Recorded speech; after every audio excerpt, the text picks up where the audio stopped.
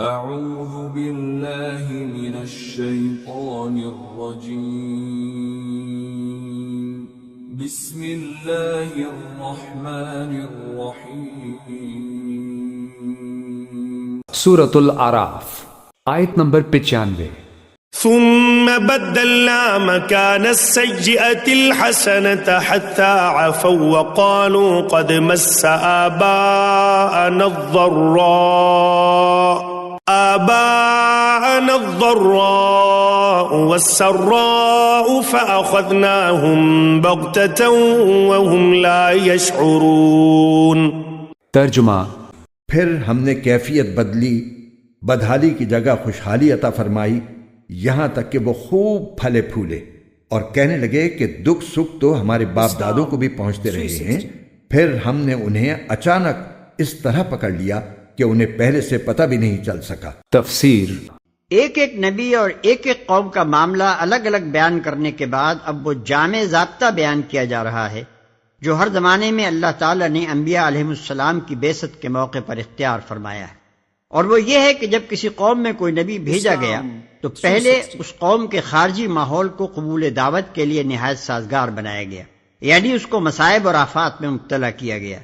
قحط، وبا، تجارتی خسارے، جنگ، شکست یا اور اسی طرح کی تکلیفیں اس پر ڈالی گئیں تاکہ اس کا دل نرم پڑے، اس کی شیخی اور تکبر سے اکڑی ہوئی گردن ڈھیلی ہو، اس کا غرور طاقت اور نشہ دولت ٹوٹ جائے، اپنے ذرائع و وسائل اور اپنی قوتوں اور قابلیتوں پر اس کا اعتماد شکست ہو جائے، اسے محسوس ہو کہ اوپر کوئی اور طاقت بھی ہے جس کے ہاتھ میں اس کی قسمت کی باغیں ہیں، اور اس طرح اس کے کان نصیحت کے لیے کھل جائیں اور وہ اپنے خدا کے سامنے عاجزی کے ساتھ جھک جانے پر آمادہ ہو جائے۔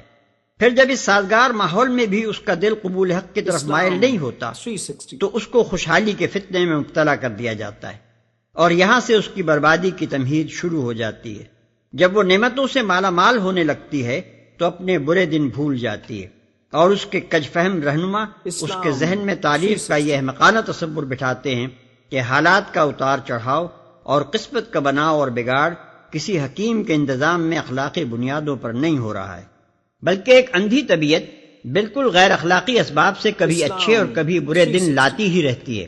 لہذا مصائب اور آفات کے نزول سے کوئی اخلاقی سبق لینا اور کسی ناصح کی نصیحت قبول کر کے خدا کے آگے زاری و تضرع کرنے لگنا بجز ایک طرح کی نفسی کمزوری کے اور کچھ نہیں ہے۔ یہی وہ احمقانہ ذہنیت ہے جس کا نقشہ نبی صلی اللہ علیہ وسلم نے اس حدیث میں کھینچا ہے، یعنی آپ نے فرمایا مصیبت مومن کی تو اصلاح کرتی چلی جاتی ہے، یہاں تک کہ جب وہ اس بھٹی سے نکلتا ہے تو ساری کھوٹ سے صاف ہو کر نکلتا ہے، لیکن منافق کی حالت بالکل گدھے کسی ہوتی ہے جو کچھ نہیں سمجھتا کہ اس کے مالک نے کیوں اسے باندھا تھا اور کیوں اسے چھوڑ دیا۔ پس جب کسی قوم کا حال یہ ہوتا ہے کہ نہ مصائب سے اس کا دل خدا کے آگے جھکتا ہے، نہ نعمتوں پر وہ شکر گزار ہوتی ہے، اور نہ کسی حال میں اصلاح قبول کرتی ہے، تو پھر اس کی بربادی اس طرح اس کے سر پر منڈلانے لگتی ہے جیسے پورے دن کی حاملہ عورت کہ کچھ نہیں کہا جا سکتا کہ کب اس کا وضع حمل ہو جائے۔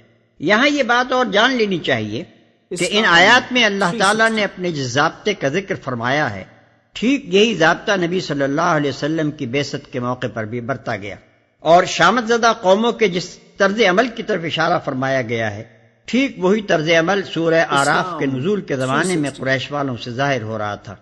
حدیث میں عبداللہ ابن مسعود اور عبداللہ ابن عباس رضی اللہ عنہم دونوں کی متفقہ روایت ہے کہ نبی صلی اللہ علیہ وسلم کی بعثت کے بعد جب قریش کے لوگوں نے آپ کی دعوت کے خلاف سخت رویہ اختیار کرنا شروع کیا تو حضور صلی اللہ علیہ وسلم نے دعا کی کہ خدایا یوسف کے زمانے میں جیسا 7 سالہ قحط پڑا تھا ویسے ہی قحط سے ان لوگوں کے مقابلے میں میری مدد کر۔ چنانچہ اللہ تعالیٰ نے انہیں سخت قحط میں مبتلا کر دیا، اور نوبت یہاں تک پہنچ گئی کہ لوگ مردار کھانے لگے، چمڑے اور ہڈیاں اور اون تک کھا گئے۔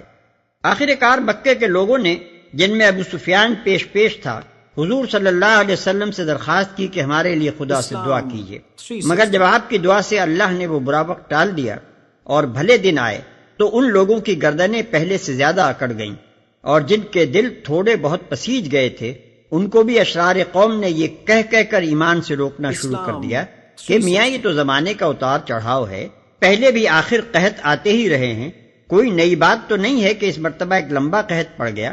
لہذا ان چیزوں سے دھوکہ کھا کر محمد صلی اللہ علیہ وسلم کے پھندے میں نہ پھنس جانا۔ یہ تقریریں اس زمانے میں ہو رہی تھیں جب یہ سورہ اعراف نازل ہوئی ہے، اس لیے قرآن مجید کی یہ آیات ٹھیک اپنے موقع پر چسپاں ہوتی ہیں، اور اسی پس منظر کو نگاہ میں رکھنے سے ان کی معنویت پوری طرح سمجھ میں آ سکتی ہے۔ آیت نمبر 96۔ ولو أن أهل القرى آمنوا واتقوا لفتحنا عليهم بركات من السماء والأرض ولكن كذبوا فأخذناهم بما كانوا يكسبون۔ ترجمہ۔ اور اگر یہ بستیوں والے ایمان لے آتے اور تقوی اختیار کر لیتے تو ہم ان پر آسمان اور زمین دونوں طرف سے برکتوں کے دروازے کھول دیتے، لیکن انہوں نے حق کو جھٹلایا، اس لیے ان کی مسلسل بد عملی کی پاداش میں ہم نے ان کو اپنی پکڑ میں لے لیا۔ تفسیر۔ وَلَوْ أَنَّ أَهْلَ الْقُرَىٰ آمَنُوا وَاتَّقَوْا، اور اگر یہ بستیوں والے ایمان لاتے اور تقوی کی روش اختیار کرتے، لَفَتَحْنَا عَلَيْهِمْ بَرَكَاتٍ مِّنَ السَّمَاءِ وَالْأَرْضِ، ہم ان پر کھول دیتے آسمانوں اور زمین کی برکتوں کے خزانے، وَلَٰكِن كَذَّبُوا فَأَخَذْنَاهُمْ، لیکن انہوں نے تکذیب کی، جھٹلایا، تو ہم نے ان کو پکڑا، بما كانوا يكسبون، ان کے کرتوتوں کی پاداش میں۔ آیت نمبر 97۔ أفأمن أهل القرى أن يأتيهم بأسنا بياتا وهم نائمون۔ ترجمہ۔ اب بتاؤ کہ کیا دوسری بستیوں کے لوگ اس بات سے بالکل بے خوف ہو گئے ہیں کہ کسی رات ہمارا عذاب ان پر ایسے وقت آ پڑے جب وہ سوئے ہوئے ہوں؟ تفسیر۔ ان واقعات کے حوالے سے اب کفار مکہ کو متوجہ کیا جا رہا ہے کہ اللہ تعالیٰ کے غضب سے کسی کو بھی بے فکر ہو کر نہیں بیٹھ رہنا چاہیے، اور یہ بات صرف کفار مکہ ہی کے لیے نہیں بلکہ ہر وہ شخص جو کسی گناہ، بدعملی یا ظلم میں مشغول ہو، اسے ان آیت کریمہ کا ہمیشہ دھیان رکھنا چاہیے۔ آیت نمبر 98۔